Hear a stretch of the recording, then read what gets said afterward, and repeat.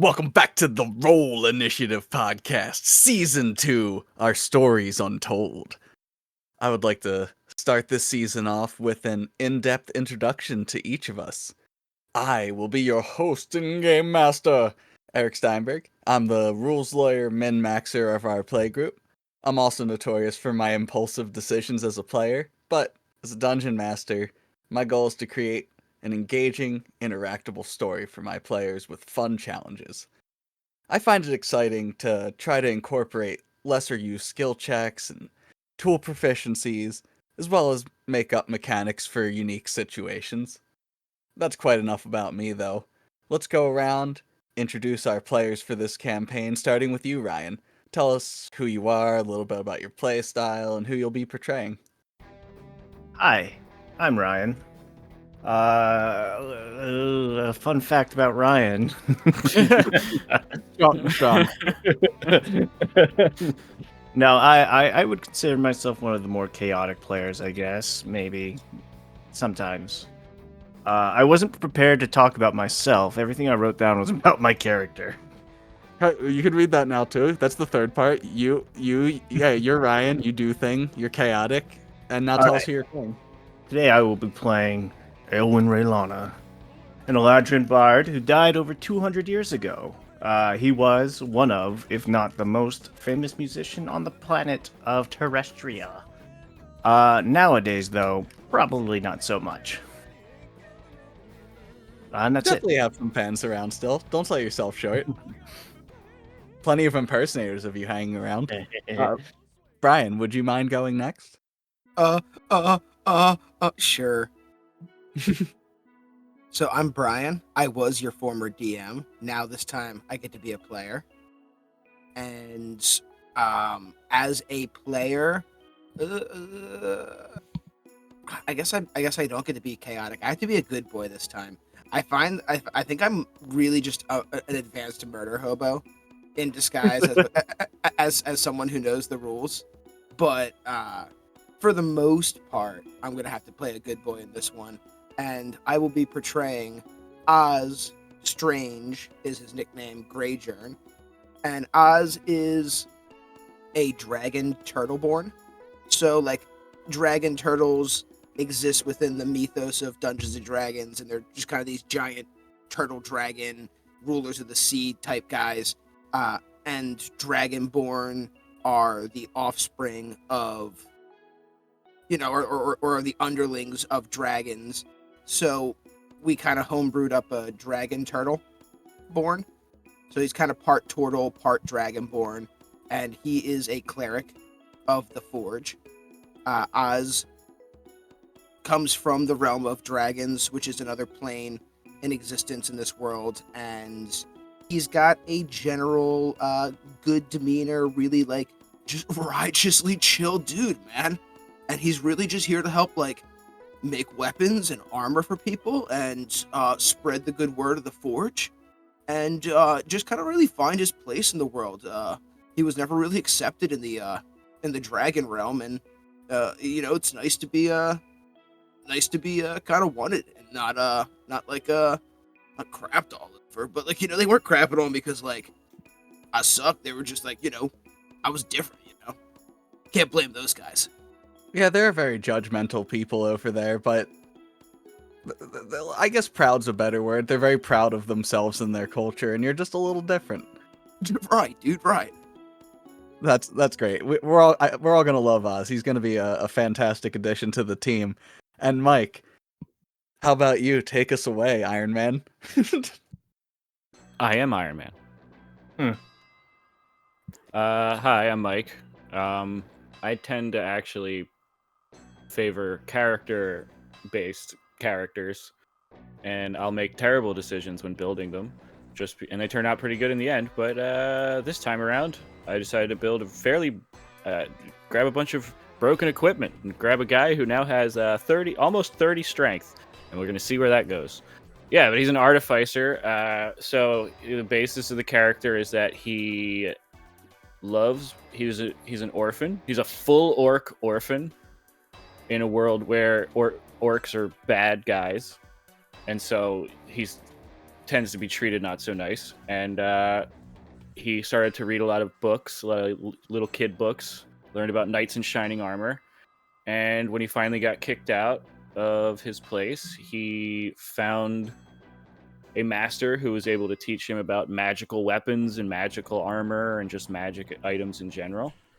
And he became Iron Man. And really, really wants to fight dragon. Like he's emulating the knight in shining armor that he's read in the storybooks as a kid. He just wants to be a knight who saves a village from a big giant dragon. But also, he will murder the shit out of stuff. He's no normal yeah. knight. He's strapped to the gills with gadgets and extra weaponry. Yeah, and there's a section in the book where like it even gets to where he finally gets his gadgets all nice and he's got his armor, and he wants the next thing to show up to be a dragon, and it's just always like, oh, we found a dragon, it's attacking the village, and it's like a really big eagle, and he's like, damn it. I thought I was gonna get to kill a dragon today, but instead I'll just kill a giant monstrous Giant, eagle. yeah, something just as horrifying, but he's like, but it's not a dragon though. And what's that character's name? Throdrak Ogre-Fist.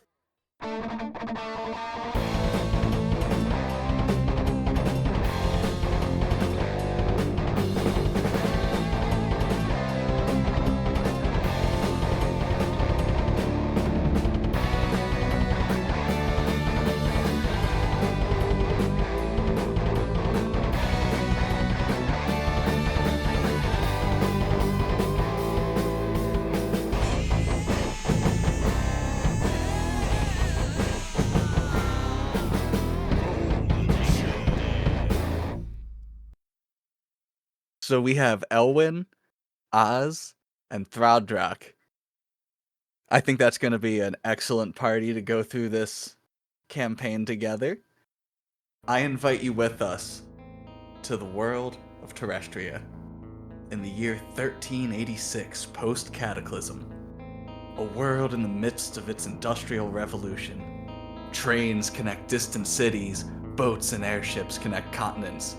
Low-level magic is commonplace amongst the populace, providing many conveniences to their daily lives.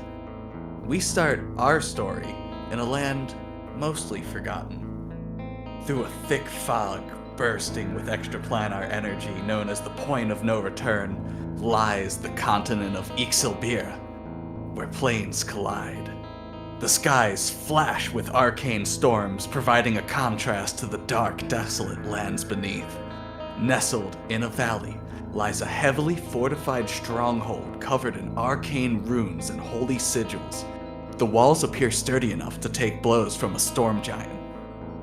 Within the dimly lit halls are various humanoid species in identical brown and gray robes with an unknown symbol on their hoods. They appear focused and harried. Yelling can be heard echoing from the halls as the ground shakes beneath their feet. 3 of these hooded beings each approach a pedestal within a magic circle on the floor. They each place a book upon their pedestal and begin chanting a ritual spell as the sounds of conflict invade ever closer. You 3 see blinding light glow intensely as magic circles form underneath your feet. Your minds feel a violent pull against the instantaneous overload of all 5 senses. The only thing you can comprehend is the feeling of falling terminal velocity immediately. Roll me charisma saving throws, please.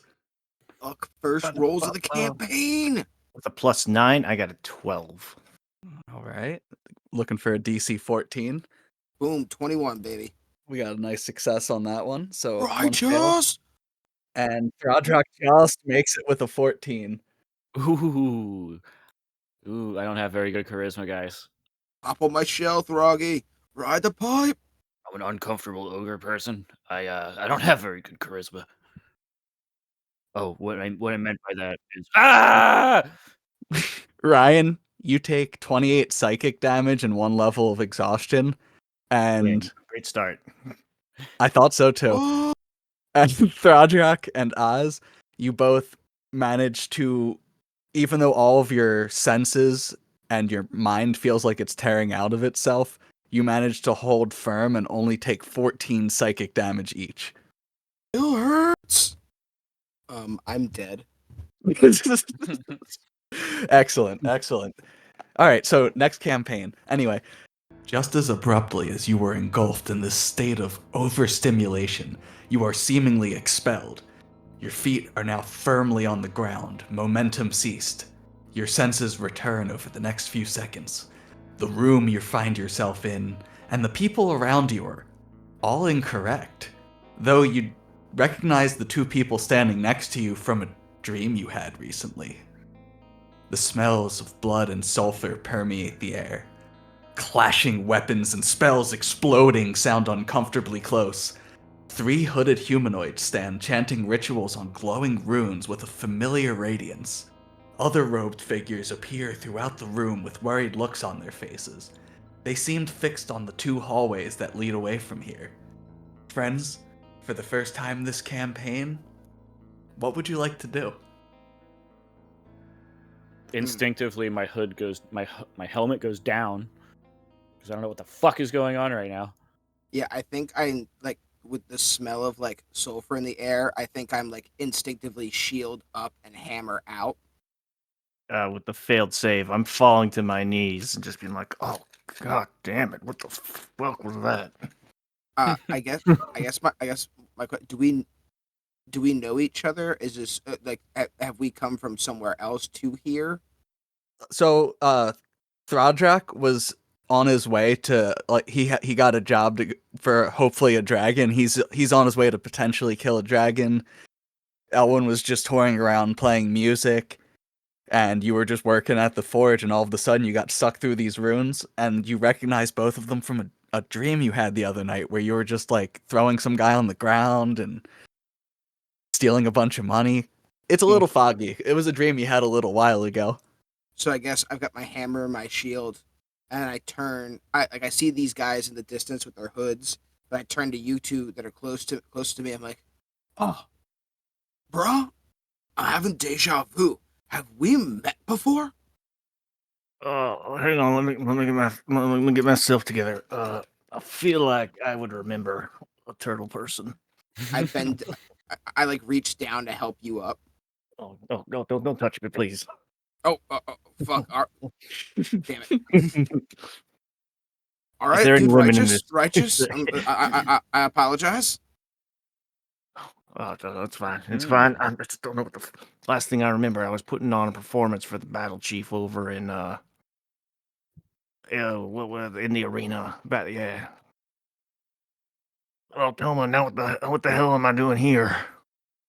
I have no clue, bro. It appears they're awake. Could it be?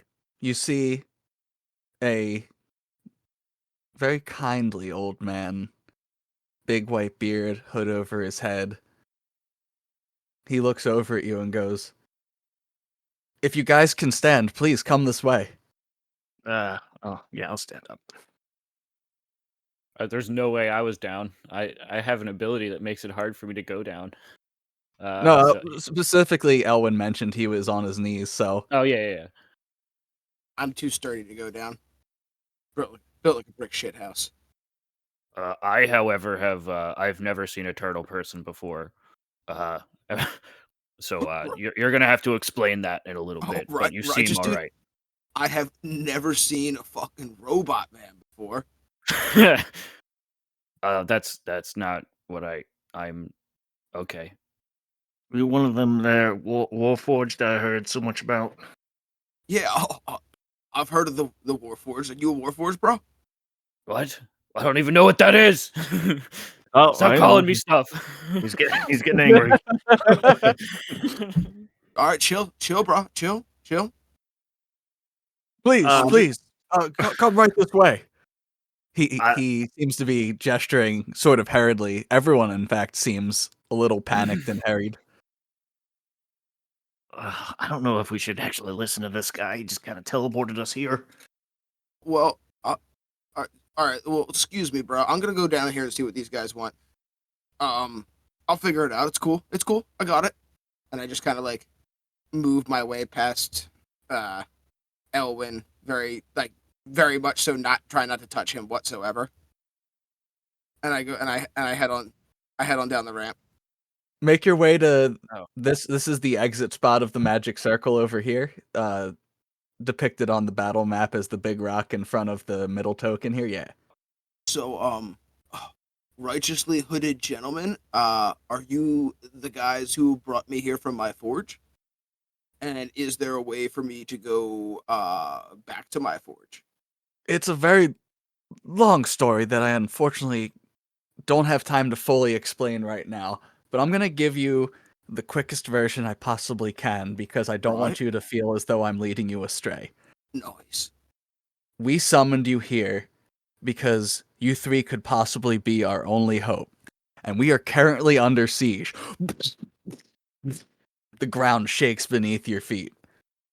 I mean, I was just about to go kill a giant beast for a village that's probably gonna still need that, but okay. I wasn't actually doing anything, so I can help for sure. I assure you we should be able to send you back exactly where you left at when you left. When? It's very complicated. I will do my best to explain it to you as soon as we're in a more safe state. Date? State. Date. I don't suppose you have the fantasy version of some aspirin I could take. My head is fucking killing me. Despite the fact that you were a little bit rude to me, bro, I am a cleric, so I could heal you. But these guys also look. The robes makes it look like they might be able to heal you as well. I'm currently spent on spell slots. All right, I can I've make been it happen. healing. I've been healing our warriors as they've been coming back. Things are getting a little grim out there. I'm out of spell slots. Oxum's out of spell slots. He points to the old gentleman sitting behind the desk, up on the pedestal behind him. We're getting down to the end. If you need something for your headache, over he's giving you directions. The storage vault is over there. You can grab some supplies out of there if you need. However, I must warn you, it's not safe out there. You might have to fight your way to the supplies to get them. We don't know how deep into the base they currently are. He's gonna, as quickly as he can, explain the overall layout is there is 8 big room chambers that are all in like the shape of a square themselves, and they all have pathways leading into each other. You guys are in the furthest back chamber. The entrance is at the front. He doesn't know how much of this base is currently filled with hostile forces. But if you want healing supplies, they are to the right and then up a room. That one's already walking that way. All right, guys. All right, righteous. Here's 10 health for everybody. I'm gonna cast a mass healing word. The healing word is righteous. Righteous. That's Hmm. 10 healing to anyone in range who needed it. Yeah, bro. All you tired dudes over here, all you tired hooded bros, you're also my bros now. We are currently the last line of defense held up in here. We want you, if you're willing, to help us fend off these forces and secure our location. Then I can offer you a much better explanation of what's been going on. A tired look clearly over his face. He's been at this for a little while. All right. If helping you is gonna get some answers in this place, I suppose we should. I think, is there any way I could do like a religion check of any variety to check with like my hammer of sorts to see if like, because I mean these guys did pull us here, but like Correct. there's no real like they haven't given me any kind of reason to believe that they're necessarily the good guys. I know they're being attacked right now, but Yeah, go. So you want to do a religion check to determine what exactly? I want to like see if like my forge domain, my god of the forge, like backs this move essentially. If there's any way I can tap into like my connection to my god and be like is this good? So Or am I doing bad? you can roll a religion check, or you have a level 10 cleric feature called Divine Intervention. You could do either of those two things. How many divine interventions do I have per long So there's rest? two versions of it. You can either use, I wrote both of them into your character sheet. One's the one from the current edition, and the other's the playtest one. The current edition one's where you can like ask vaguely for anything, and I can determine whether or not it happens. And that one, it's like once you use it, it takes a week to come back. And the playtest one just gives you a free spell cast. Oh, all right. So essentially, I could ask the question of my deity, or I get a free 5th level spell cast with Yeah. divine intervention. Either way, it takes 7 days for it to come back, right? I think if Oh you no. do the spell one, it comes back on a long rest. All right, gotcha. Let me try a religion check first. I Yeah, have go 0 for to it. that, but I'm a religious person. Let's get a religion check up in here. A 14? 14. A 14 is definitely enough that. So did you decide which is the god that your character worships? I forget if we ever talked about that. I think we're just gonna go with so we could do cord. Horde. I'm just gonna Cord. pull him up real quick. Just see what his alignment and stuff is. Chaotic good. Sick. Oh, in 5e he's chaotic neutral. I think I'm chaotic good though, or neutral good. Yeah, we'll go with a chaotic good version of him. That was his original design intent. Hugely muscular man with a red beard and long hair. He wears a girdle made of red dragon's hide, gauntlet. Oh, he's a dragon slayer. Mike Yeah, Mike Smith's gonna love your god. Yeah.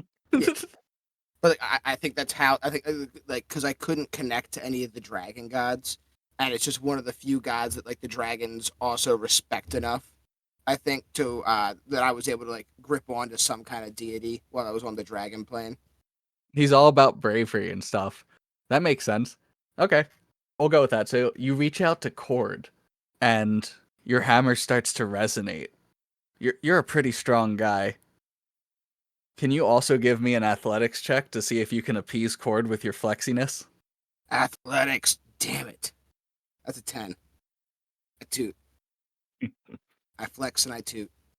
So with a combination of the 14 for the religious connection and a 10 your display of physical prowess, your hammer gives you just this faint feeling of assuredness, but you also feel something else that's not exactly what you were hoping for, which is an unfamiliarity with you. Like you were expecting to reach out and have this interaction of a god that you've been long connected to who would acknowledge you and recognize you, at the very least recognize you.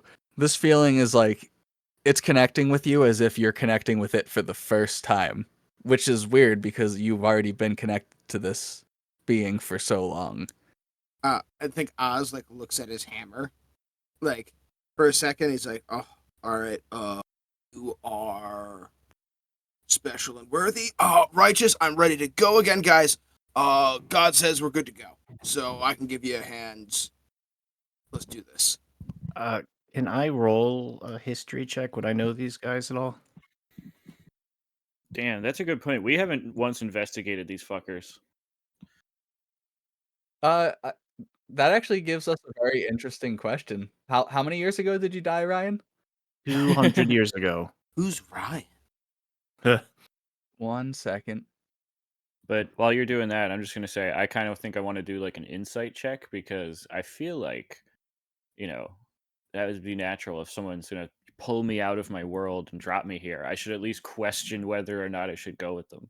All right, so you roll an insight check, Throdrak, and for you, Ryan, go ahead and roll a history check. This place was around while you were still alive. Bada boom. Double 16. 16's all around. Okay, so for 16 insight, this guy is sincere. He's looking at you with hope on his face. He really has confidence in you. Ryan's with your history check, you remember that the government kingdom of Renart sent a large sum of resources and soldiers over here in your time frame, a little over 300 years ago. Hmm. Yeah, so yeah, about 300 years ago, they sent a bunch of resources over to this place. You're a famous person. I'm just gonna go ahead and say you probably played like a farewell concert to everyone who was going over to here. Okay. All right. That's good enough for me to trust him. You were around touring for how long before you died? I was touring for about 140 years. Oh, okay. In that case, the context of your chronological placement in history here, you would recognize the symbol.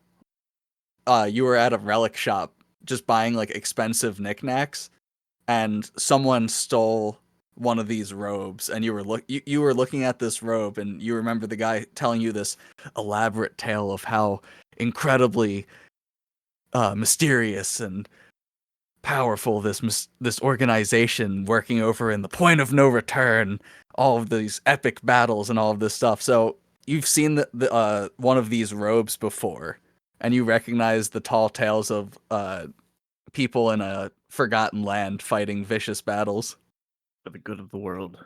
for the good of the world, indeed. All right. So I trust him. So we have 2 platoons of soldiers, and I have 2 of my finest warriors here. He gestures towards a hulking Goliath. Instead of the symbol of the faction being on his robe on the hood, it's actually tattooed onto his chest and in a pattern going down his arms. He's about 8 feet tall, just a wall of muscle. He has just a look of pure determination on his face, and he nods at you acceptingly. And then to your left, a much smaller frame, you see a serpentine woman holding a very elaborate, fancy rapier. That weapon looks like the type of weapon, Throjek. This immediately jumps out to you. That's the type of weapon that any fan of rare, enchanted, magical weaponry would absolutely love in their collection. And with your combat prowess, you can tell that this is someone who deserves to be wielding it. I'm also, but with Throdrock's brain, he's also thinking about how he could grind that weapon down and extract the magical elements and put them into something else like shoes or something else. Like I throw her like the hang loose symbol. I'm like, reptile folk for life, yo.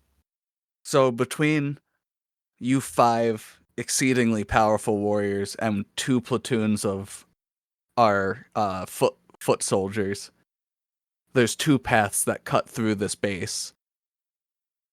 How would you guys like to split up the forces to do this? I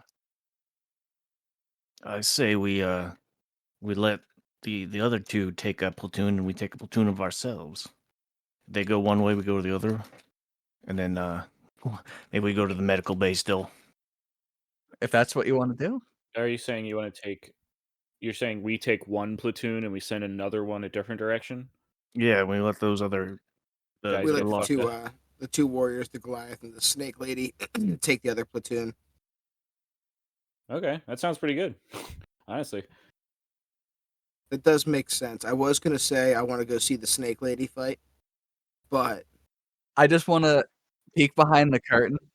all right, Curtain Man. Splitting the party is absolutely a viable thing to be doing here, which is why I'm setting it up like this. If you guys want to split and each go different ways, that's totally cool. Don't be like, oh god, if we do that, we're instantly dead. okay. It sounds like Snake Lady goes with Brian. I am interested in seeing the Snake Lady fight, but I also haven't seen you 2 fight. So like, I haven't seen anybody here fight. So like, I can Both see of these are valid ideas.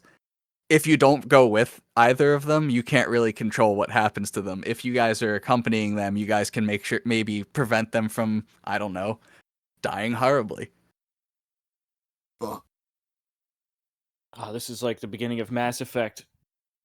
shit. Garrick's not gonna make it, man.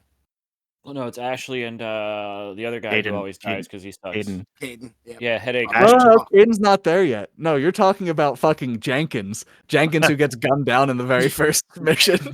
Damn. I'm going with which one's Jenkins? Is the Snake Lady Jenkins or is the Oh, Goliath and this Jenkins? guy over here, he's Nihilus, so he lasts a little bit longer and then dies. Yeah, I forgot about Jenkins. How could I? Classic character. I know. He's in our hearts. Uh, I don't really care. Can I say that? Yeah, I all don't right. Fuck. Whatever you guys decide. Let's try to keep these bitches. Let's try to keep these guys alive. I'm gonna All go right. with the Snake Lady. I got Goliath. I'm gonna go with the big armored guy and the Goliath. That makes sense. Why don't you guys head to the med bay or the medical room with the one platoon and me and the Snake Lady. What's the other path lead to again? So, Brian, the direction you're going actually leads to the forge, Who's then the Brian? barracks. Oh, sorry, Oz. Yeah, Oz. righteous. Righteous. The left path leads to the forge, and then like to the barracks. Sorry, and then to the barracks, and then above that's the armory, and then you'd loop around to the entranceway. Oh fuck! I was always going to the forge. Me and the Snake Lady are going to the forge, and the barracks, and then the armory. Throdrak and Elwyn, you are headed towards the library, then the storage room, followed by the dining hall and the kitchen, and then it loops around to the entranceway. All right. Before we actually split off, you Turtle Man, here I wrote this song for you in my head just a couple of seconds ago, and I give him bardic inspiration. All right, sing me at least one sentence. I don't have. You don't anything. have to. I'm kidding. I play my belly shell as like drums. Come on, he's giving you belly shell. You got to give him at least one sentence. Hang on, give me cut this part out. Let me look up No. something. No, it stays in. Stays in. Pressure's on, big boy. At night, when the sky is still, when the south wind blows, and the air is warm, there's a world that's born. There you go. I think a single tear wells up in Oz's eye. He's like, "Dude, you have a beautiful singing. I don't know if anyone's ever told you this before, but you should be a singer." I'm aware. All right then. Thanks. I guess Yeah, and that's gonna be D10. 1d10. Excellent. And you're still just a little bit rude. Excellent. Well, you touched me. I wanted the Snake Lady to pick me up. Oh, Ever- I'm gonna look, be honest with you, everyone dude. wants to be- I didn't know there was a Snake Lady till then. All right. I didn't know there was. If I had known there was a Snake Lady, I would have let her come over here and pick you up, and then she could have been your knight in shining armor or some shit. I'll be honest. I didn't know there was a Snake Lady either. All right. Well, then you were being mean to me for other reasons. I woke up with a splitting headache. It's okay. All right. Well, I was just trying to help you out, man. Sorry. Snake Lady, just so I can maybe try to contact my god again, because he seemed like he was like didn't know me, but also so we could fight some enemies. So, you guys are with me, huh? Yeah. Big man. Looks like we're going with you. Excellent. I assure you, all of our enemies will rue the day they messed with us. I'm sure they will. And the Snake Lady turns to you and just looks at you and just goes, I hope you can hold your own in a fight. Yeah, I can. I'm pretty good in a fight. Can I ask what your name is so I can stop calling? It feels rude to call you Snake Lady. That's actually rather considerate. My name is Salinu. Salinu. All right, Salinu. But you like Snake Lady? Or no, it's considered to ask for the name. Gotcha. All right, Salinu. Gotcha, Salinu. I'm Oz. It's a pleasure. Now let's kill these fuckers. Righteous. Charge. All right. So, Oz, Salinu, and this platoon of soldiers make your way over to the forge. The coast appears clear in the forge. I am good at picking a way to go. It looks good and clear in here, Selenu. That's both reassuring and concerning. Yeah, you are right. I would have loved to have seen like an enemy or two, but I think while we're here, I'm gonna try to contact my god again, because this is kind of a holy place for me. So, and he was kind of not very sure who I was when I tried it in the other room. It could have been that magic circle. Could have been the magic circle.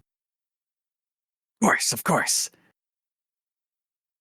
All right. I guess this time I'm gonna use my divine intervention.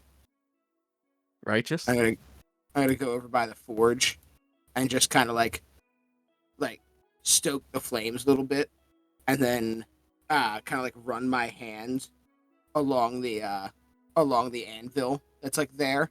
Maybe get down like real low, like kind of like how you see like surfers like kind of like just like almost talking to their surfboard sometimes before they're about to go out. They're like waxing them in like, we're gonna catch a great wave. I'm just like, you're gonna be a fucking great anvil. This is gonna be a righteous strike. Cord's gonna fucking love it. And then I like grab my hammer and like swing it like high overhead as I like plow it down into the anvil with like a righteous strike. All right, and the divine intervention kicks in. You see, as your hammer strikes down, clanging against the anvil, the spirit of the forge dwells within you and dwells within it.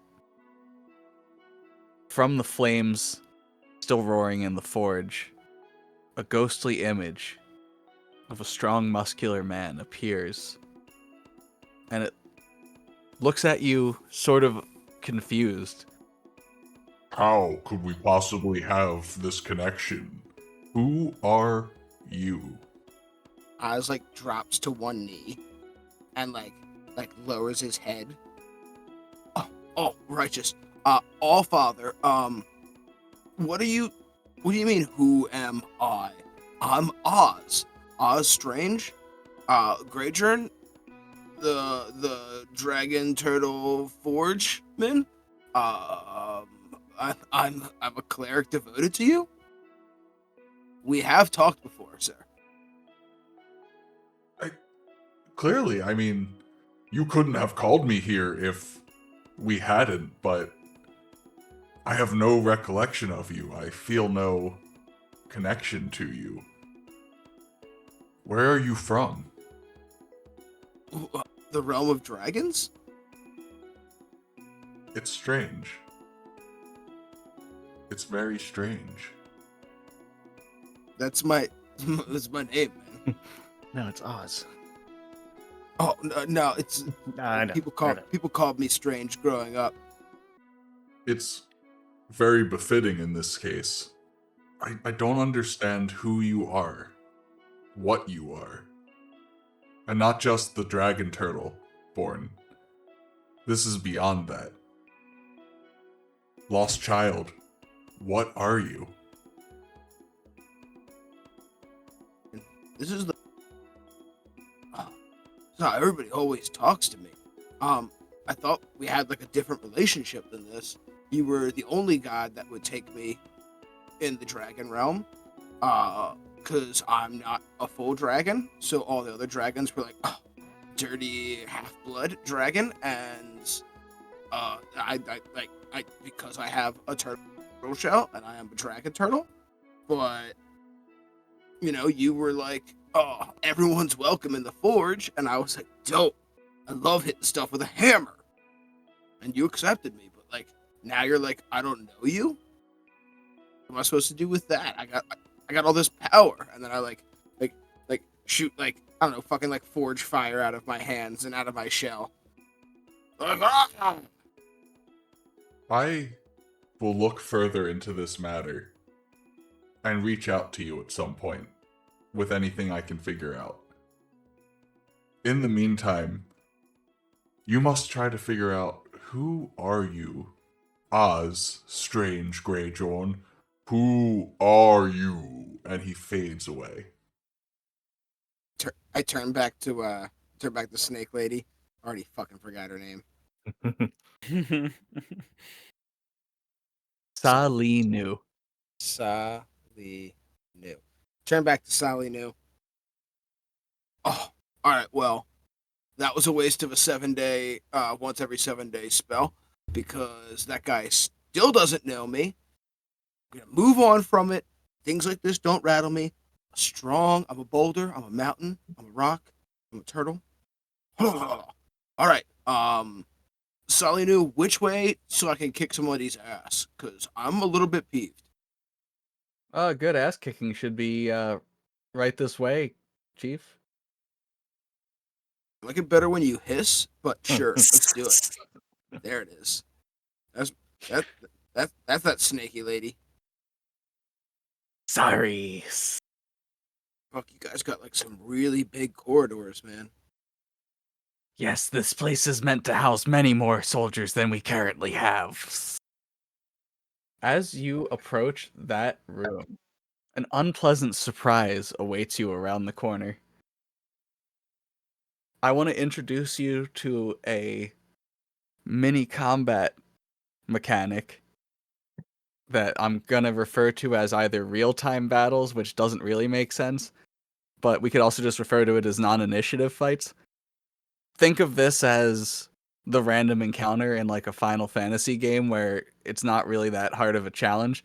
We're not gonna roll initiative. We're not gonna place everything and move stuff around constantly and calculate all of this stuff. For some of the simpler encounters, I'm going to give you a scenario, and then you respond to the scenario, and then the outcome determines what goes on with the rest of the fight. So we're going to do our first version of it right here. As you turn the corner, you see more of the robed figures, but their faces are decaying, clearly undead of some kind. They turn to you, and with a resonating hiss, all begin to charge at you. It appears like they're going to overtake you in just a moment. What would you like to do, Oz Strange Greyjorn? You can control yourself, and you can give the army platoon orders to do something as well. All right. I feel like as a cleric, I know an undead when I see one.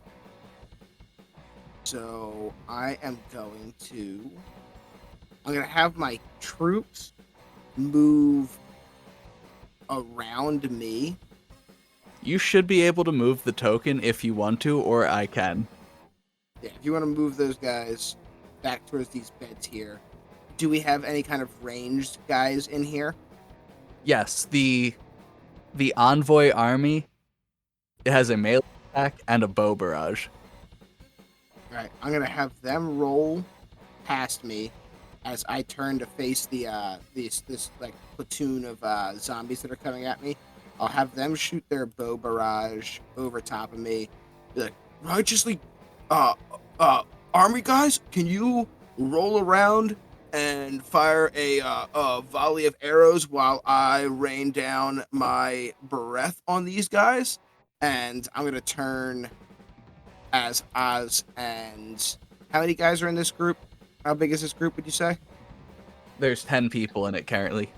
All right, I am going to turn and I am going to use my Dragon's Wrath breath weapon. So I turn to these guys and just unleash the once a day breath weapon that comes with my hammer.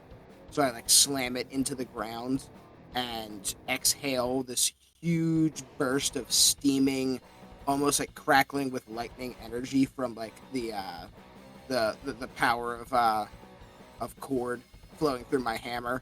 So it's like steaming and crackling the fog as it rolls out of my mouth towards this group of undead.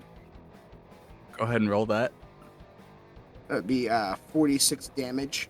Oh, and go ahead and roll damage for that bow barrage attack as well. I'm gonna That'd be 39 damage. So for the it's a dex save for the group for my breath weapon, and then it's 39 straight up from the barrage.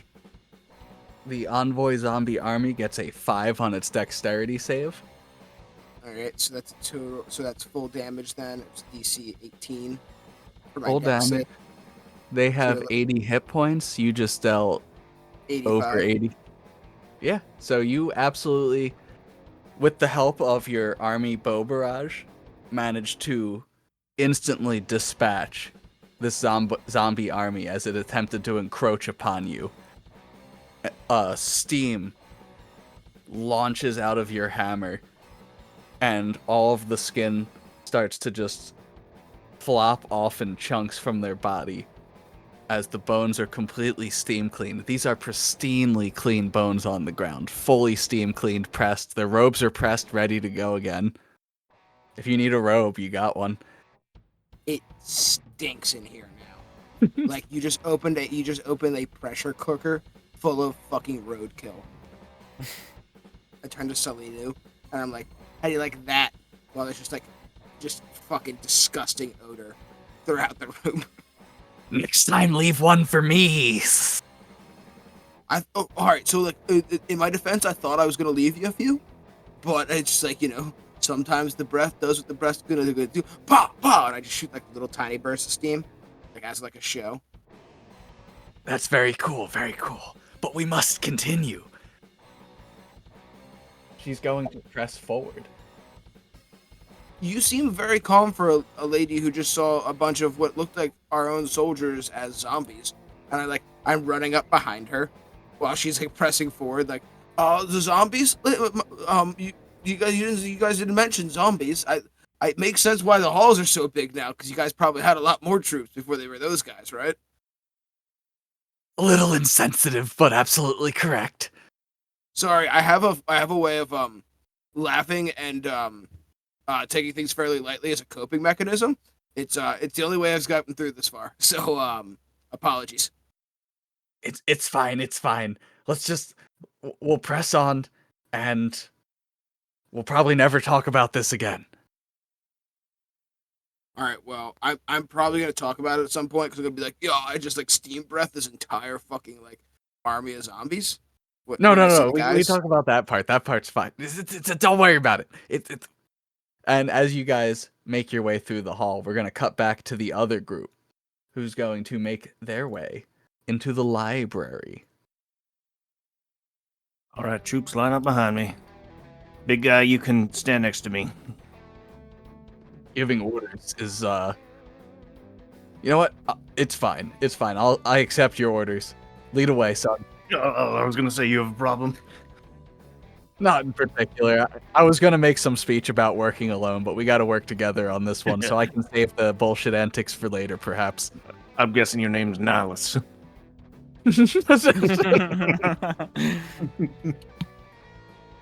No, my name is Falgua. Wow, Foggy. Your name's Foggy. It's Foggy. Hey, Foggy. I hate both of you already. So we have something in common then. Why are your ears pointy? I was born this way. Oh, okay. All right, fellas. As your army makes its way into the library, you don't see any armaments or anything that jump out at you as immediately useful. Yeah, books are boring. Let's keep going.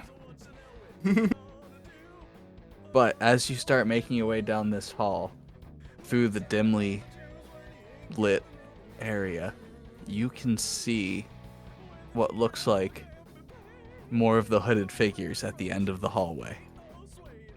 They look just like the guys we were talking to? Indeed. Man, we don't know that they're hostile yet. I want to do a scan on them. I'm going to try to see some sort of check. Let's see. Investigation. Can I see if they look normal? Yeah, they're like 275 feet away from you right now. So it's going to be hard to make them out, but you can absolutely make a perception check to try to see them from this far away if you'd like.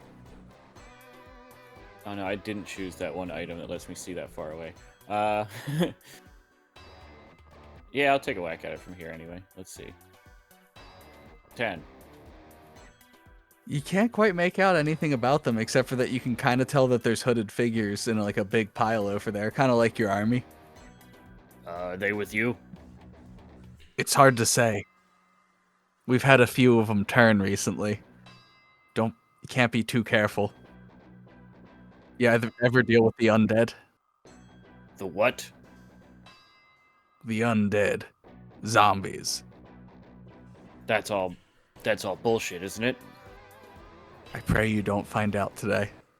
Hey, Frade, why don't you go up ahead and say hi to him? I'll give him the bardic inspiration. You look like a big fella. You can handle yourself. I mean, yeah, but I'm not really the talking type. Yeah, okay. I'm just gonna walk up and slowly. Bowman, ready your bows. Knock arrows. Sir! All of them have their arrows knocked and ready to go. They are a lot more amicable towards orders. You see that, like, my shoulder, like, mounted, like, launcher just, like, comes out. It's, like, trained on him. Hello? They're moving in your direction, you can tell, but at this range, you can probably get a good sight of them now. They're not walking normal. Something ain't right with that walk. Hey, do they usually look like that? Falgua's gonna come up behind you and just be like, "You look ready for a fight. Shall we take these guys to task?" What were they when they were alive? Were they mages? With the robes? No, we all wear robes here. Most of us are just basic foot soldiers, but I say we go in swinging. I like your style. The army approaches. As soon as they're in range of the bow barrage, I want to have the platoon fire. Oh, I was just everybody run in. That's a 9. The 9 will miss. Oh, I meant like let's just all do the melee attack. Well, they can. Well, now that they've missed, they can run forward. Yeah, they can absolutely run forward now. All right, I will click on the melee attack. All right. Well, that didn't really seem to do a lot. Everybody take out your weapons. Melee 8. Yeah, the soldiers you got just aren't putting in the work like Oz's soldiers were. But Prodigal, why don't you show them some business, some personal business? Well, screw the rock. I'm just gonna swing my axe. And so this weapon mastery with cleave. I'll let you attack the pile of them twice, but the second one you don't add your ability score modifier to the dice. Okay. Oh, those both hit. The cleave only happens on one of them, so we'll say it happens on the first one. So that's 13. And then we'll add on the dice without the modifiers, which is fortunately only 3. So that's 16 plus 18. 34? 32. 32. And Nope, 34 was right. I was right the first time. Here we Yep. go. Oh yeah, because I counted the second time, not adding that extra 3. And fucked up somewhere else in the middle of that. Anyway. Math be hard sometimes, it's okay. Elwin wants to help and throw out a starry wisp if he has the chance. Do it. On a 7. That's a hit. 17 radiant damage. The fuck's a starry wisp? It's a new cantrip from the playtest that druids and bards get. It's just like a ranged attack cantrip, which both of them desperately needed. What's a starry wisp look like? Yeah, show the spell description. It's a mote of light. I imagine Elwin whispers something into his hand and it forms into like a key blast and he just throws it out. You just like pack in really heartfelt lyrics into like a little pocket song in your hand and just throw it at him. It's gonna look like the Multiverse of Madness when he throws out the sheet music notes. Hell yeah. So you throw that in. So that was 34. Oh yeah, that's enough. Wait, no, it was 80, not 50. All right, so combined, that's 51 now. 51 damage to the enemy army. You have one more guy standing here with you. He's going in. Rage fist. Oh yeah, he's pissed. He's pissed that people are invading his home. So he's gonna fist him. He's gonna fist him good. Yeah, reckless, rage fist. Everybody's getting fisted. Hit Fisto over here. 27 plus 51 is 78 damage. So, the army stands. No! Rage Fist has more. Yeah, he uses bonus action to throw one more unarmed strike. Wham! So Throdrak runs in, sweeps out 6 of them in a single strike. A bunch of weak, decaying bodies can't withstand the might of Throdrak's mighty swing. The army shoots some arrows and then rushes in. Seems like they're having no effect. Elwin throws a magical mote of light into the midst. It looks harmless at first, and all of a sudden 3 of them just get blown back in a burst of light. A few of them left standing. Falgua seizes the opportunity, having seen that you guys can in fact hold your own. Takes the remaining 3 zombies, my mistake. Takes the remaining 3 zombies. Uppercut. Just all uppercuts all day, baby. It's an all-you-can-eat uppercut buffet out there. Getting your hands way too close to zombie mouths. The skulls go straight up in the air, so it's just 3 skulls go like cartoonishly, like 1, 2, 3, and then fall in the same order. And that is how a non-initiative based combat works. Things starts to happen, you guys react, and if you don't kill everything, it does stuff back to you. Okay. Thankfully, we killed everything. If not, I was just gonna, like, if there's like 1 zombie left standing, I was just gonna hit him with my bonus action. Just hit him with a rock in the head. Just knock him flat out on his face. That would have been hilarious. I almost wish just one of them made it. One of them almost did. If Rage Fist hadn't had, like, ragey fists. That was a good job. Okay. Yeah, you know what? You're pretty cool, Farquad. My name is Falgua, damn it. As soon as I heard Falgua, I was like, fucking Farquad over here. His name's Foggy. I don't know what anyone else is saying. His name's fucking Farquad. Hmm. So glad I got Selinu. You both make it to the top of the base. Deluxe apartment in the Straight down this hall, you'll find the remaining party members I wave. starting to walk towards you from the other side. It appears you've cleared the base of people that were inside of it, at least past the entranceway. Doing a cute wave the whole way. I see you guys coming down this way. I'm doing a little tiny wave at first, and it gets real big. Hit you guys with the hey you guys. Do we like just awkwardly walk towards them, or do we like light jog? How about you slowly walk and wave the entire way, like I'm doing? Just like a minute long wave. Stop your tokens at the threshold of the entrance of the room, if you don't mind. That's suspicious. You're being suspicious now. Everybody's suspicious him. Hey, Yeah. I'm in the room now. Across the room. I'm in the room. Shit. Get out of there. Shit. You guys all converge in the entranceway. 2 more platoons of the soldiers that are working with you are here. Standing in the middle of them, a heavily armored hobgoblin proudly stands with a glowing holy sword. An Aarakocra in dark leather armor with a fancy hat crouches behind the doorway, looking ready to attack someone who might be trying to enter. You see each other across the way. The hobgoblin's going to turn and just be like, "We needed reinforcements. Get over here, quick! They're about to make their final push." Turn to Foggy and just be like, "Oh, I understand why you don't like taking orders." My name is Falgwall, damn it. Turn to Selenu and I go, "Oh, what's up with the sneaky bird, dude?" That's Okiko. She's the sneaky one around here. All right, as long as she's not sneaking on us, then we're good then. No, she would never. Maybe.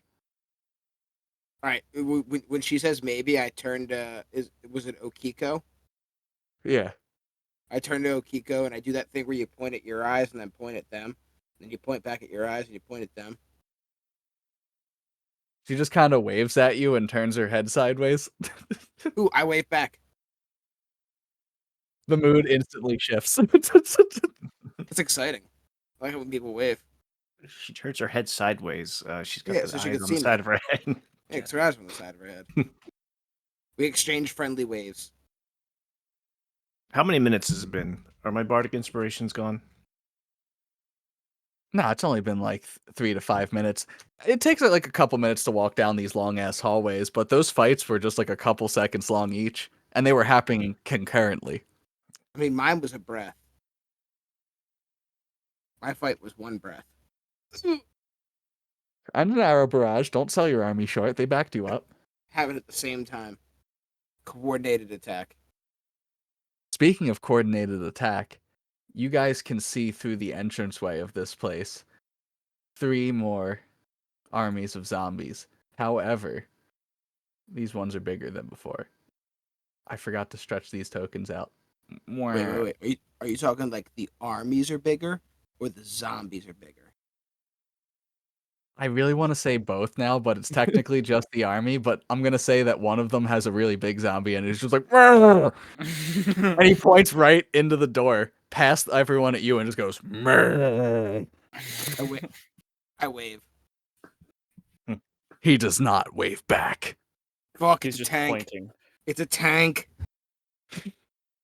Murr! It's Now we either will a- actually. It's either a tank or it's one of those ones that blow up. I can't remember. Boomer. Boomer. Yep. Boomer. Boomer here. Listen here, Boomer. Back in my Okay. day, the zombies was bigger. Boomer is the silent winner of the game. But he I need doesn't you guys wave to- back. Roll initiative. He who Shit, that's the name of the masters journey. podcast. It's the name of the podcast. Do the thing. 7. That's an 18 for me. A 17. I am upset that he didn't wave back. Thank God I don't want to go first. He's hoping you're upset about it. Upset I am. Gotta calm down, Oz. Don't let him get under your skin. It's a war tactic, you know, man. Get you all fired up. You don't want to see an angry turtle. Nobody wants to see an angry turtle. Ho, ho, ho, ho. I think I'm doing like a thing where I'm like tossing the hammer back and forth between my hands. Don't mind that roll. What? The avatar's here. Don't worry about that. He's mastered all the elements. Oh, you wish it was that kind of avatar. No, it's the blue No! one that rides on aliens and lives in the water. Shit. They do that mind meld thing with their head Ponytail. head snakes. Yeah, they're head snakes. It's weird. It's like the same thing they bond with animals with. It's the same thing they have sex with, which is Yeah. very weird. Yeah. I'm uncomfortable now. You think like James Cameron's into some weird shit? I'd be surprised if he wasn't. Me too. Do you think H.R. Geiger's into some weird shit? Nah. Nah. Oz Strange, please start this combat off. All right, are we doing it like the Oh, we're last going one? regular. We're going real Regular- combat. Real combat. So I'm far away. Indeed. from these guys. All right, so I feel like Oz does like he does like a battle cry where he's like he just like I can't even get all that far. Fuck me running. He yells, "Righteous!" and like starts charging, and everybody can feel like him like hammering down like his feet into the ground or whatever. His feet like hammering down into the ground as he's like charging over, but he gets like fully out of breath and out of steam, like right past the hobgoblin dude with the holy sword, and like just kind of like stops for a second and like kind of catches his goes to catch his breath, and then he like hits his hammer on the ground and casts Spirit Guardians on himself. You also notice as you get within 10 feet of Glarb, I shouldn't have spoiled his name because it's such a great name. As soon as you get within 10 feet of the hobgoblin, you feel Glarb. courageous and like no one could take you down. I haven't felt this way since I went to fucking Coachella, bro. All right, Coachella's a bad one. Coachella. Coachella, dude. Oh, Coachella is fantastic. Oh, that is perfect. Coachella. Way to go, Elwin. I played there once. So I'm assuming his holy sword's got some kind of boofity busty for me. No, he's just a paladin. Okay, so I'm hanging out with a paladin called Glarb.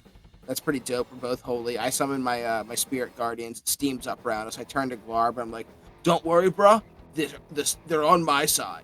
And like the steam like kind of looks like I don't know, like snapping turtles. I feel like maybe kind of like floating through the air. Glarb acknowledges the steam snapping turtles floating around him and is just like, "Your spirit guardians are very pleasant. Thank you." Oh, you're welcome, bro. Am I in charge of an army on my turn as well, or are they operating separately now? You each have one, and one of them's just going to be an NPC thing. All right. Which one is which? Who has which army? Oh, it's up to you. I don't really care. All right, for our listening viewers out there, I'm gonna take the back left one. It was the one I was closest to. That's the one you just came in with as well. Yeah. All right. And they're my homies. Like we rolled tight.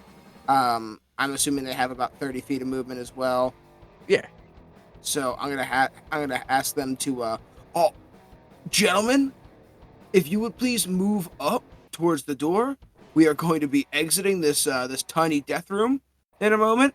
So if you guys could slide up and maybe shoot your arrows out the door at especially that big dude. The big dude in the middle, he didn't wave back to me. Sir, no one doesn't wave to you. And they move towards you. How much range was that? It's those 80 feet arrows? for short range and 240 for long range. 55 feet to these guys right out the door, which I'm assuming has the big guy in it because Oh, yeah. Yeah, Funny. he's in the center group. All right, so these guys are going to shoot off of bow barrage. That's a 20 to hit. Absolutely hits. Pulowski's 28 damage from the bow barrage. Tasty. Oz turns to his platoon and waves. So everybody's like, "Oh, you guys did a great job." They all smile and wave back like, "Thanks, boss." Is Selenu operating fully separate on her own now? Yeah, she's her own thing.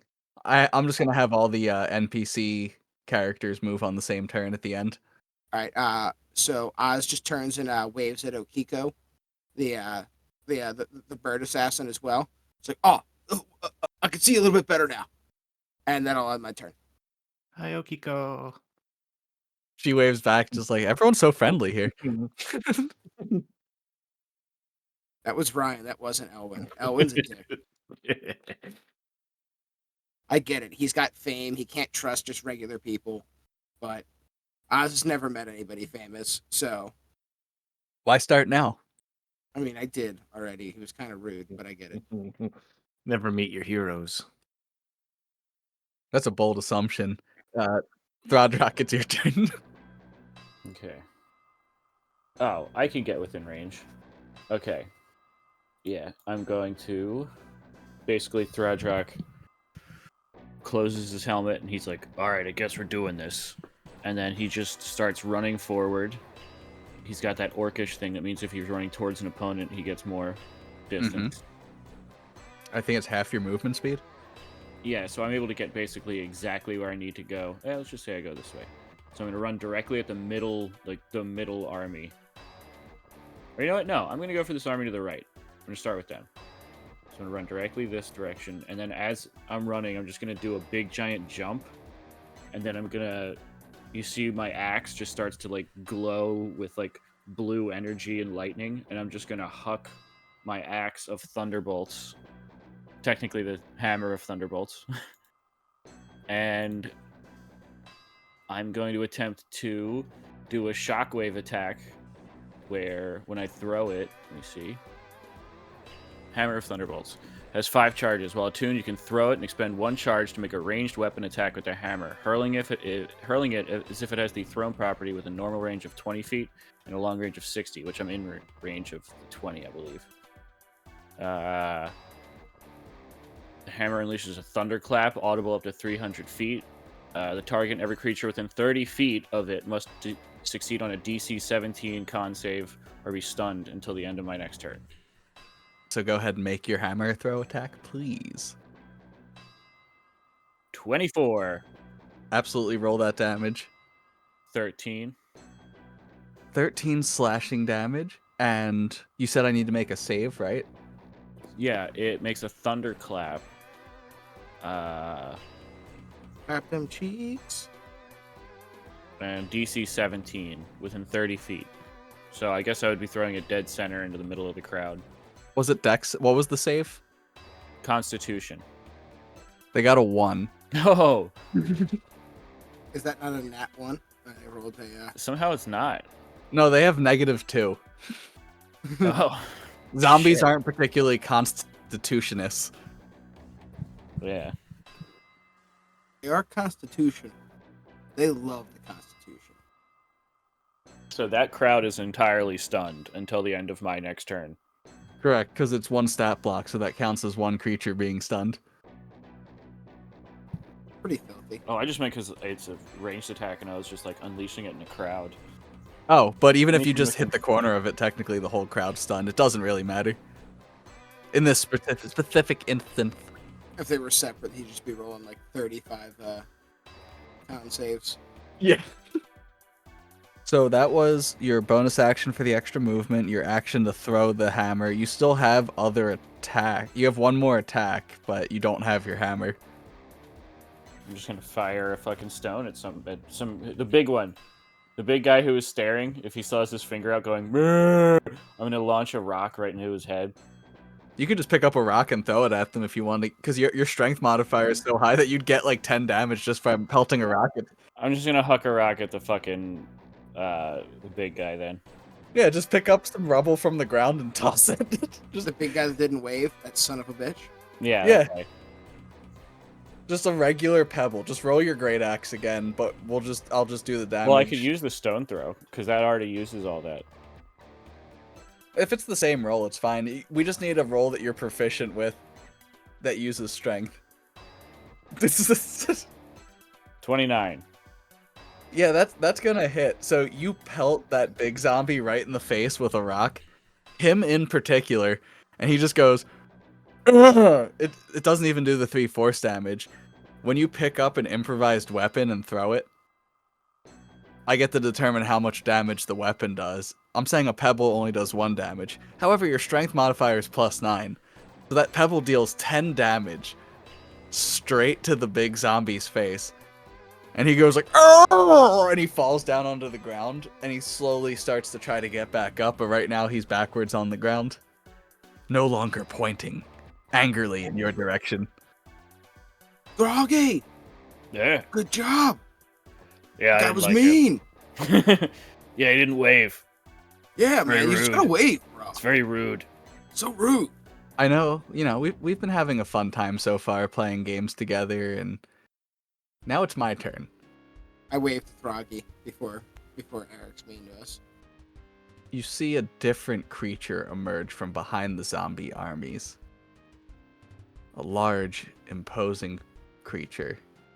He brings not like a fear effect shiver to your bone, but he makes you highly uncomfortable, just the sheer sight of him. His hands radiate eldritch energy. He's got 4 arms. He's wearing a long, tattered cloak, armor, a hood over his head with horns coming out of the top of his head. He looks at you lot and decides to... He looks right at the first army that he can see in the doorway and gives it the old 1, 2, 3. That's going to be 30 force damage to the army. Now he's going to step up here. I don't want to be that guy, but Throgdrock's army should take a shot also. Oh yeah, Throdrock. Go ahead and roll a ranged attack or a melee attack, depending on how you want your army to function. There's no way his army can get. I guess they could get all the way up there, huh? I'm gonna go with ranged. Because these guys haven't come up to us yet. We're still at a distance. 16. 16? And who was that aiming at? The middle army, I guess. Or, yeah, maybe just the dude. The dude himself? In that case, that 16 is going to miss. Son of a bitch.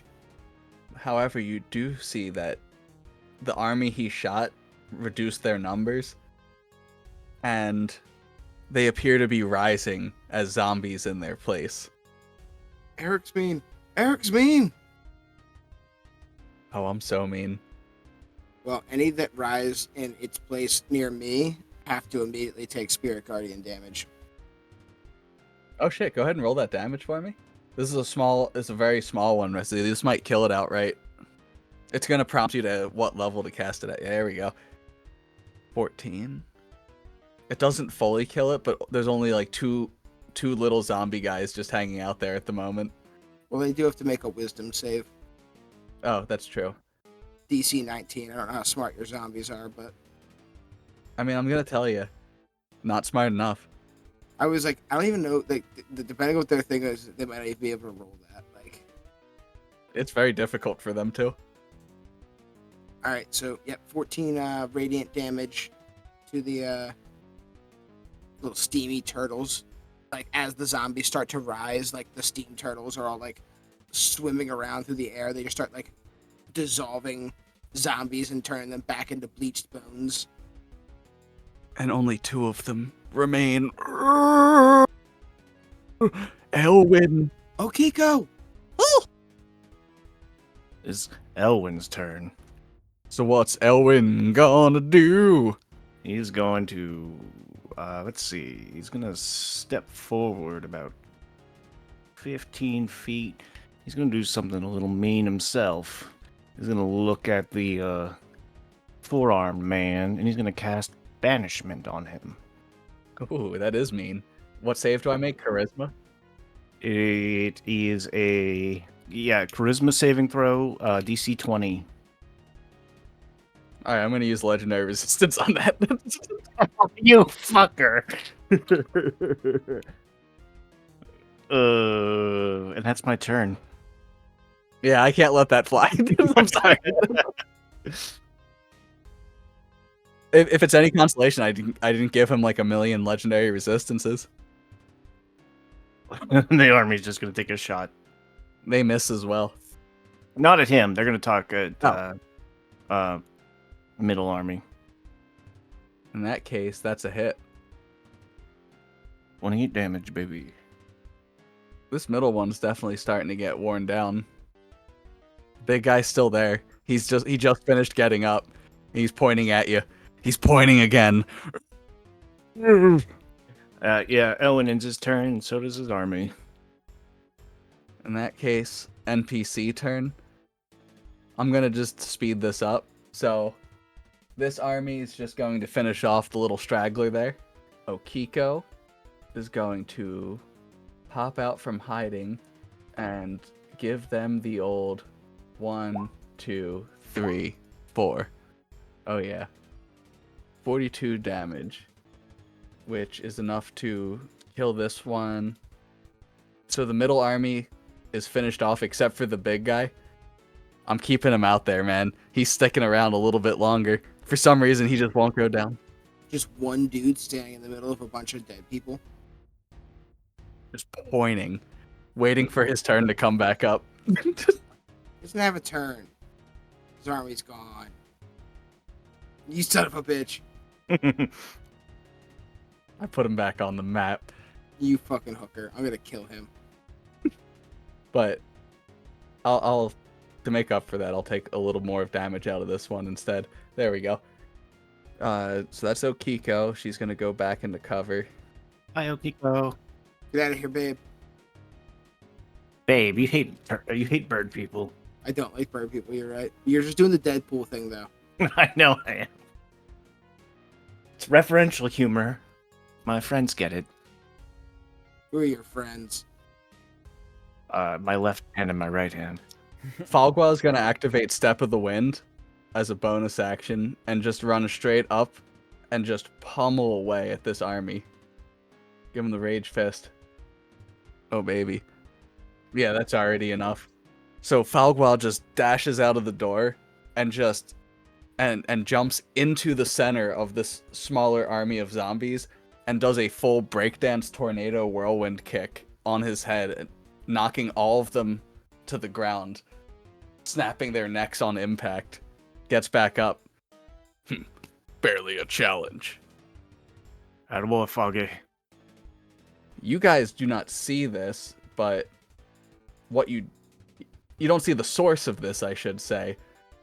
But what you do see, you see arrows start to rain down into this army on the left a little bit.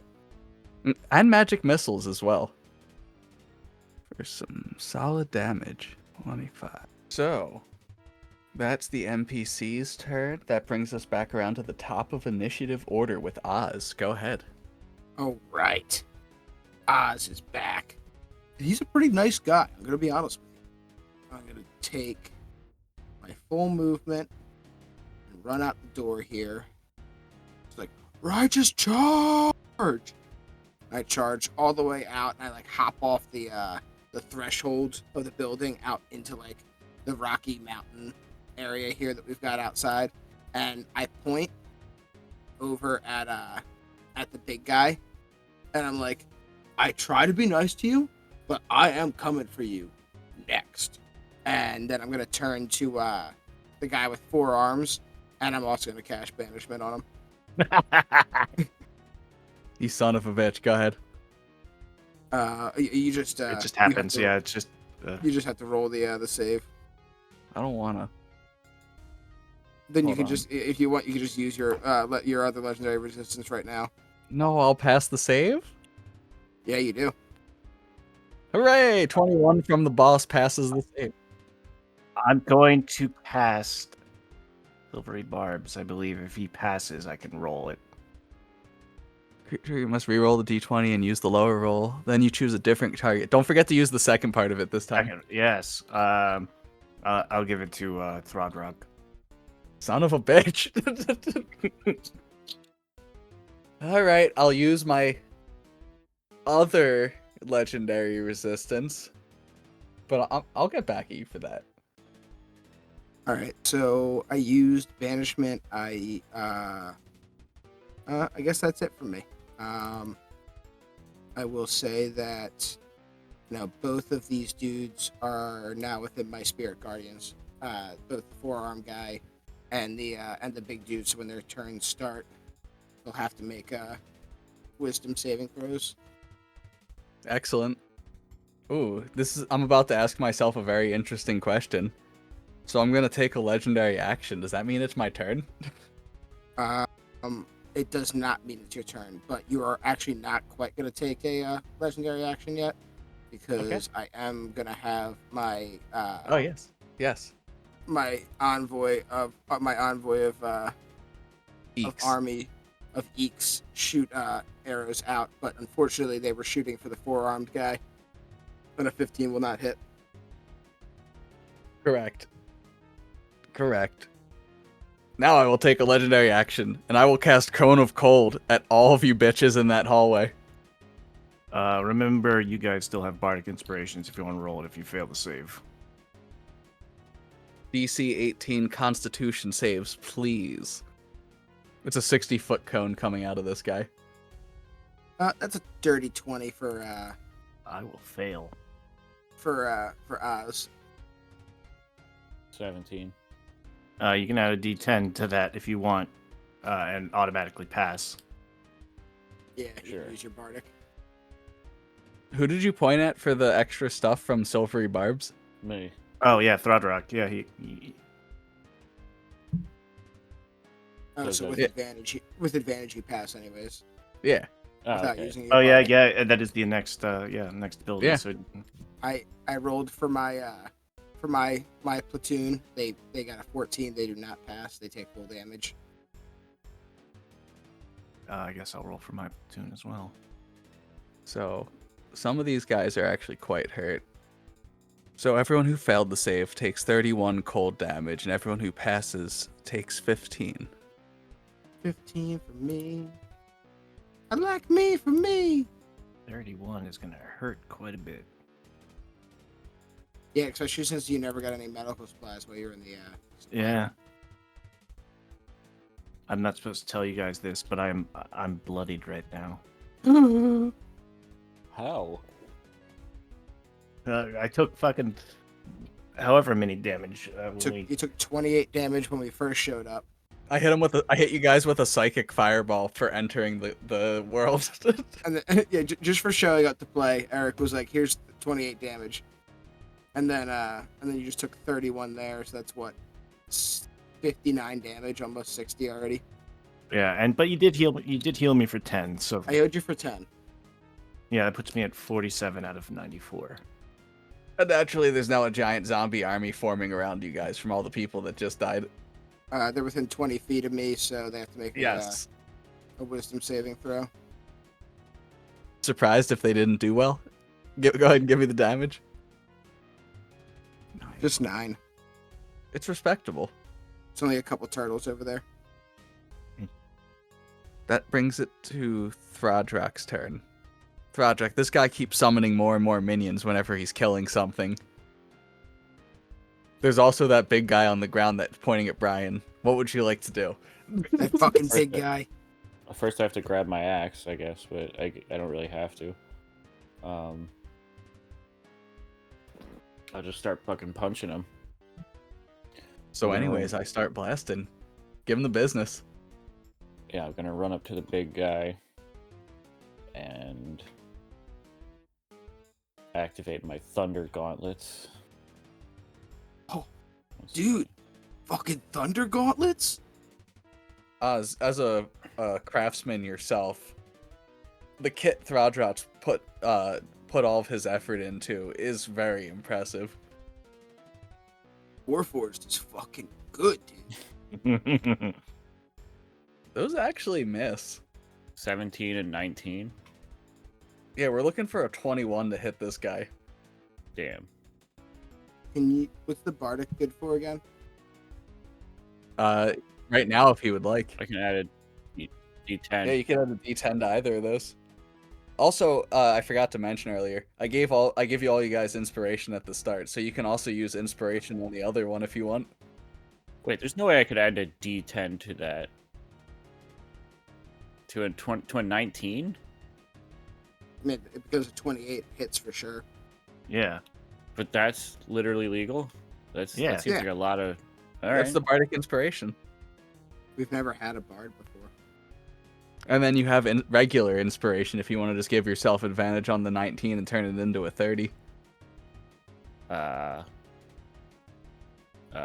Okay. Yeah. And you can roll damage on that bad boy too. So that's a 10 and an 11. And then you can either pull out your blade for a bonus. Oh wait, did you use your dash thing again? Yeah. Gotcha. In that case, 21. Solid damage. Ciao. Mike's in my spirit guardians. He has to save against adorable turtles. You wouldn't I'm do just- that to him. I'm just kidding. Mike is Throgdrock is designated safe within the turtle sphere. However, the Avatar of Greed is not. What's he need to pass your Spirit Guardians? 19. He rolled a 19. All right, so he'll take half damage. 15 rounded down, so 7. 7 damage, got it. Yeah, I think I will. I think I'm just gonna cast Cloud Kill in the room with you guys. Son of a bitch. 20-foot radius sphere of poisonous yellow-green fog. Creature enters the spell for the first time or starts a turn. Constitution save or 5d8 poison damage. If you don't need to breathe, Brian, you or Oz, I think you can hold your breath for up to an hour, so you can actually just hold your breath on this. Nice.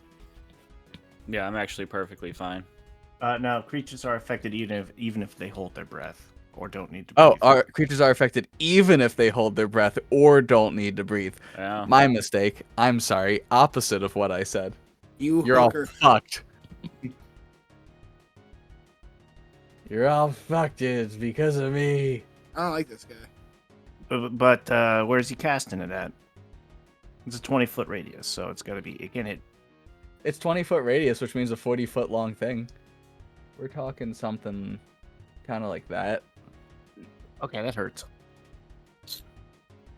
Which way is it drifting? Whichever way you are. I'm in my own circle. Your circle's inferior. And in the wrong spot. Well, I can't delete it, so I can't either. excellent. I've made an undeletable circle. You've ruined the whole campaign. All All right, next campaign. Everybody drop cats. I'm Raggedy Ann. Damn it. All right, Cthulhu shows up. Oh, sorry. Everyone give me a... Wait, it's the first time on a turn. We'll play Scooby-Doo then. Yeah, you all enter... Everyone who's in the radius has just entered it for the first time on a turn. So whoever's in there needs to roll me a con save. Looks like a little corner of. Ryan, you're in... I just realized this. You're in Glarb's Aura of Protection, so you have +3 to all saving throws right now. Okay. That's a 21 for old Oz. You're not in it though. I think my toe's in it. He's dipping a toe in. The circle's not perfect. I think he's supposed to be in it. I got a 15 with that +3. My And army is not in 18. it, correct? My bottom left army. No, your army's not in it. Cool. And then whoever failed the save takes 5d8, 23 poison damage, or 12 on a success. Wouldn't that army of zombies in the middle there need to make a con save also? They're immune to poison. Take my 12 damage and I'll go home. I mildly planned that out. Turn 1, Crone of Cold, make zombies cloud kill. Yeah, well, I'm gonna banish your ass. So I can't do anything about it except for roll well this time, so maybe you will. banish your ass, kill the rest of the zombies. So that was his turn. He spawned the thing. Elwyn, it's your turn. All right, immediately going to face step, which is not a spell. No, it is just a racial feature. That's racist. You're right. New rulebook calls it would probably call it like a species ability. I'm just gonna face step, just disappear in a cloud of smoke, reappear to the left, and cast banishment again on the big guy. Do it. Let me roll that save. It's a species empowerment. Yeah. Nat Ooh, 20, that's baby. Nat 20. All right. You're not banishing me yet, bitch. I can't use my silvery barbs on this, right? Because it's technically my turn. You have your reaction. You could do silvery barbs. Okay, then I'm gonna do silvery barbs. Barb him. Barb him. I will re-roll and use the lower of the two. You son of a bitch! He pops out of existence, but you still have to maintain concentration for 1 minute. All right, I'm gonna use the rest of my movement to run 30 feet away. However, that guy is still out there pointing at you. Or Oz. I'll deal with him. Speaking of that, it is your turn. It's my turn. Yeah. All right. I just fucking popped out of existence in front of you guys. Does this guy, the guy who's pointing at me, get a turn at all, or is he just like a figurative dude who exists still? He's not gonna attack. He's just gonna keep pointing at you. I was just gonna say, if at any point his turn would have happened between my turn and this turn that I'm about to have, he would have been within my spirit guardians and would have been eaten by turtles. No, he's just standing there pointing at you. All right, I was just gonna look at him and be like, "Why are the turtles eating that guy?" All right, fuck it, never mind. Can't deal with that guy right now. That homie's been banished. Oh, I guess that means he loses concentration on Cloud Kill, huh? Since he doesn't exist anymore. That's right. Man, that was devastating for what Eric was trying to do. I was trying to trap you in a room full of zombies, and if you try to leave, you get opportunity attack, and it does a lot of damage, and you just keep taking damage from the poison. And then he had gust of wind, so he could push the cloud back into you guys.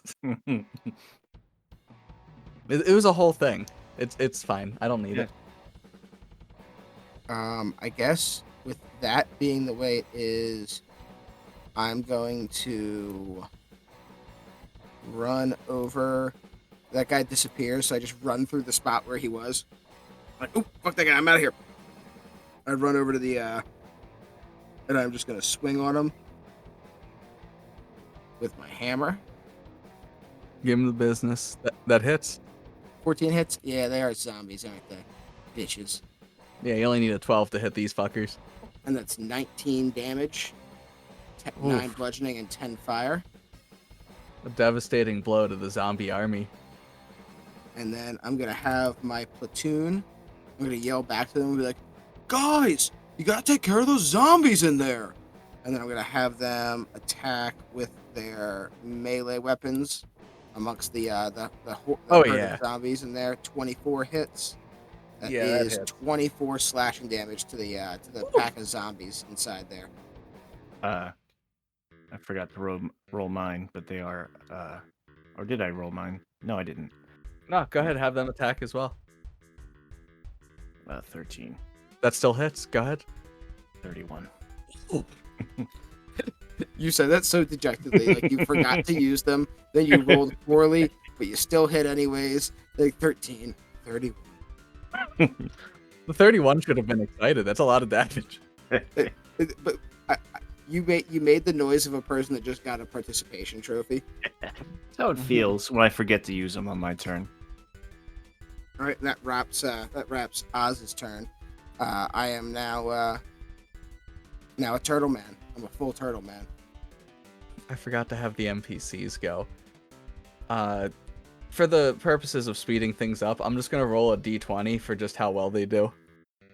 So Okiko pulls out her 2 swords. She's got swords too? Yeah, her swords are actually her main weapon, and just absolutely annihilates those zombies.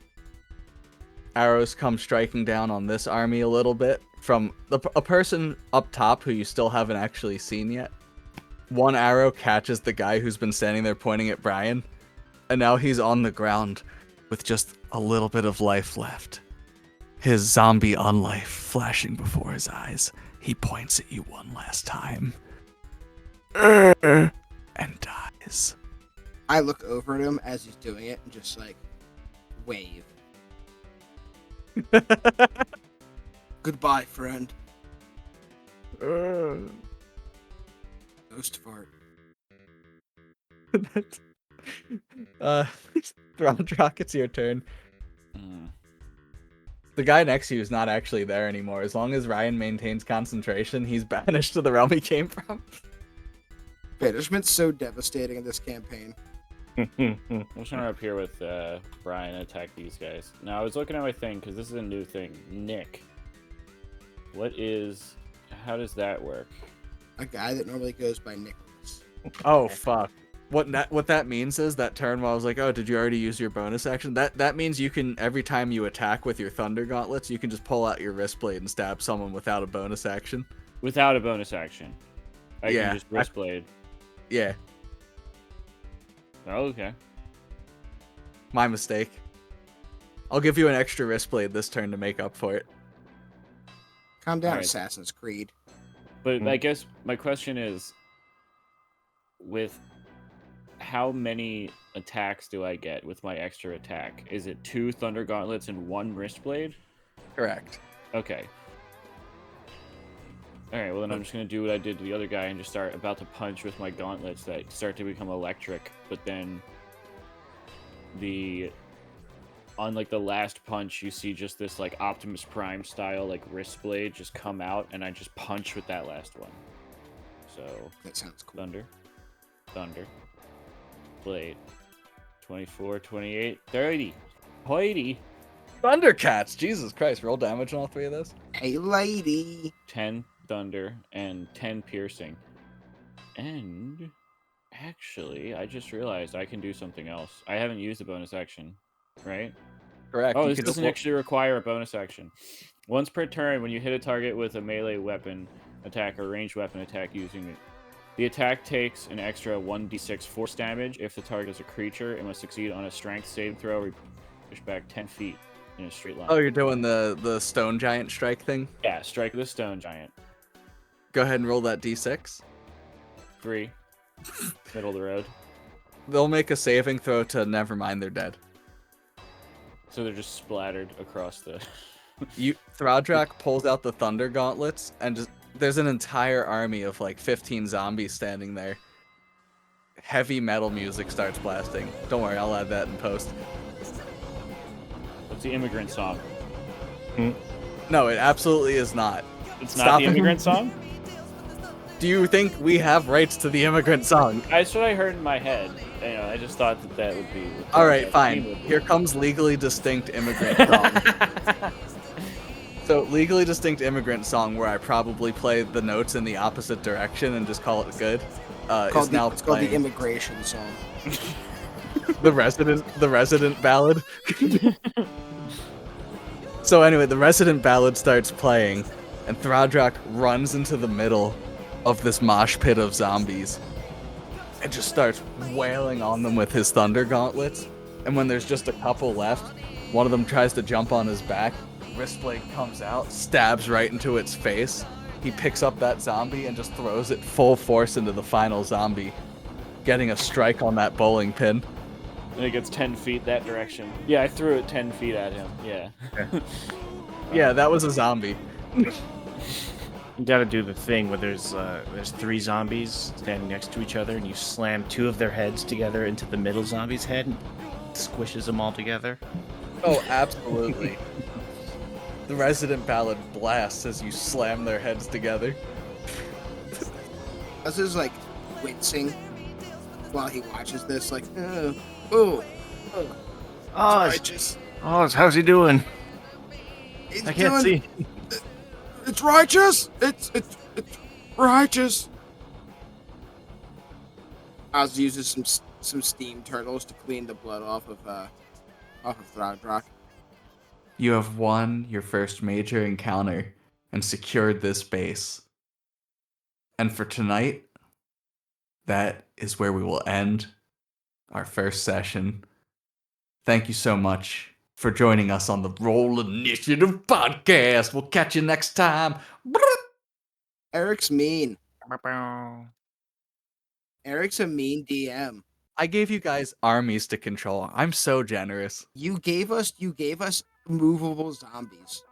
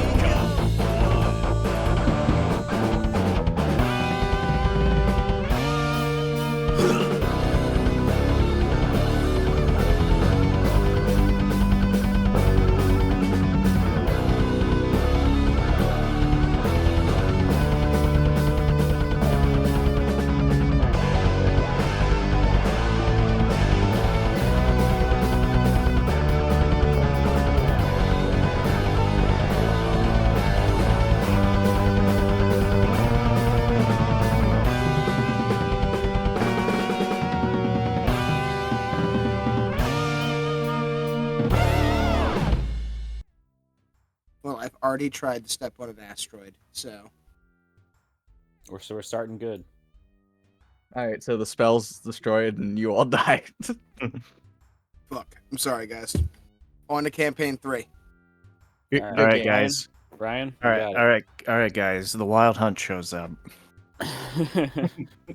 Oh shit, the Wild Hunt's really strong. All right, we all die. On to campaign 4.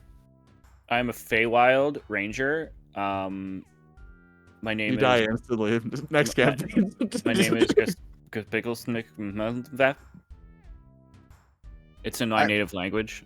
We're all the way This to is- campaign 5. Everybody's cats now. Cat people burning down. Nope, putting just out fires. cats. just cats is what we are. Not cat people, not tabaxi. Commoners, Beautiful. cats. Meow, meow, meow, meow. Wait, Meow. I gotta get meow, the meow. voice ready. Hang on. Where's that video?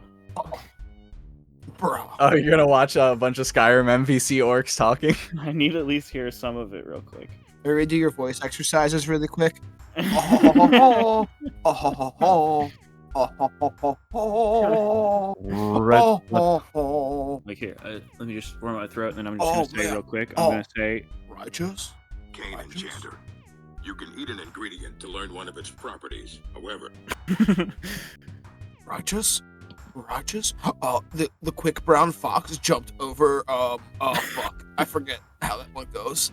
that sounds exactly like what you would say. Yeah, I think so. Righteous. And then I would say Rogers? something along the lines of, find whoever did this. Oh, what happened?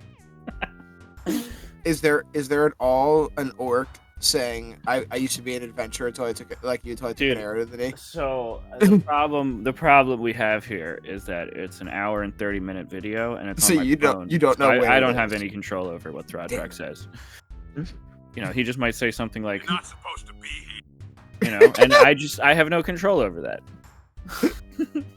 It would be really funny if every so often you just had to play one of those and then just role play continue whatever with happens whatever. after that. Like Oh, yeah, yeah, just like so- it's just a Mad Lib for you.